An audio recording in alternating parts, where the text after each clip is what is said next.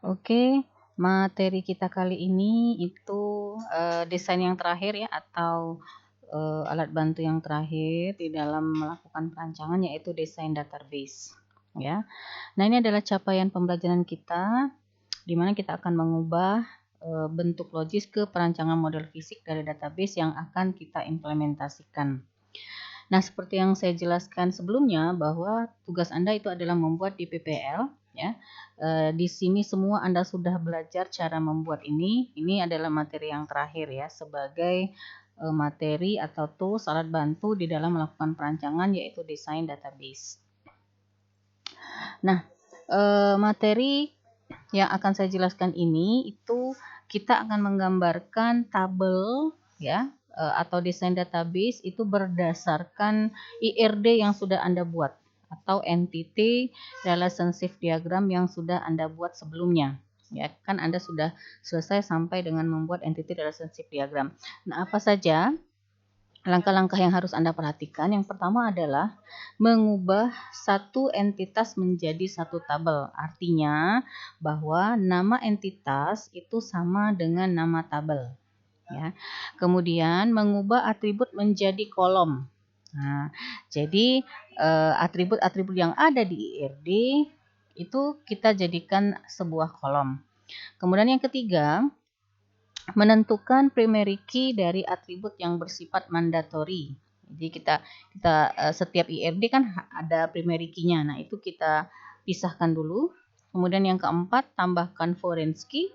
Ya, kalau dia berelasi secara one to many atau many to many, kita harus tahu yang mana yang dikatakan sebagai foreign key atau kunci tamu yang sudah juga saya jelaskan sebelumnya di pembuatan IRD.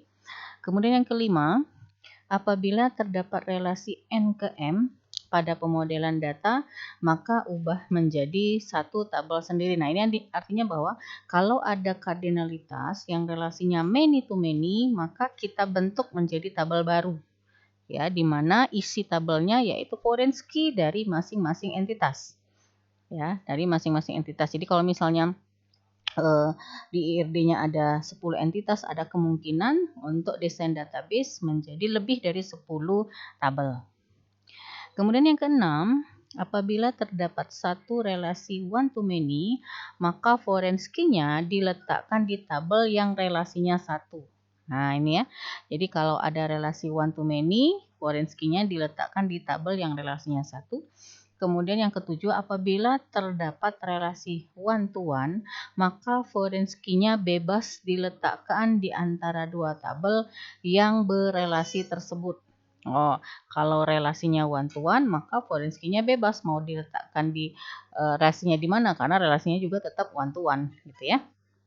Itu yang harus Anda perhatikan. Nah, ini contoh dari sistem informasi perpustakaan IRD-nya seperti ini. Ini yang kita buat IRD dari sistem informasi perpustakaan, di mana ada berapa entitas ini. Kalau kita lihat ada anggota entitas pertama, kemudian ada buku, kemudian ada kategori, ada rak, dan ada penulis.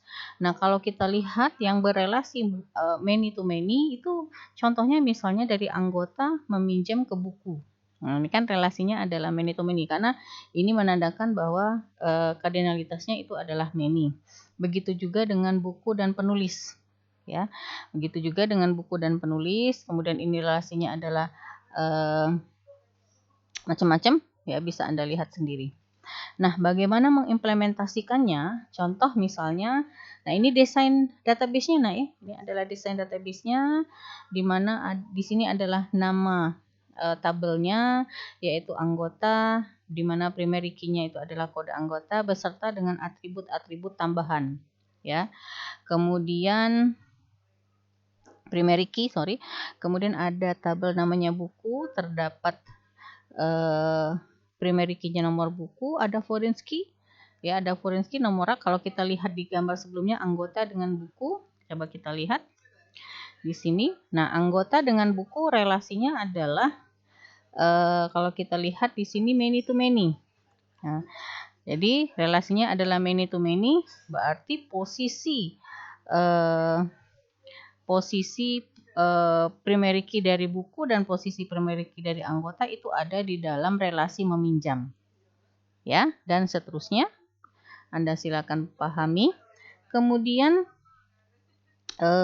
berdasarkan tadi kan anggota dengan buku kan relasinya many to many nih. Anggota dengan buku relasinya adalah many to many.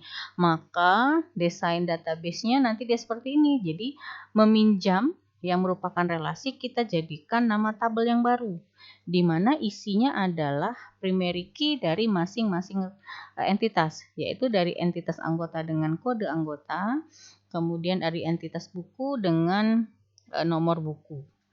Nah, jadi dia membentuk tabel baru kalau relasinya adalah many to many. Nah, kira-kira seperti itu cara untuk membuat desain database berdasarkan rancangan dari entity relationship diagram yang sudah Anda buat. Jadi silakan kumpulkan DPPL-nya berdasarkan kelompoknya masing-masing. Nanti akan kita presentasikan bersama. Nah, itu saja penjelasan saya mengenai desain database. Kita akan ketemu lagi di presentasi kelompoknya masing-masing.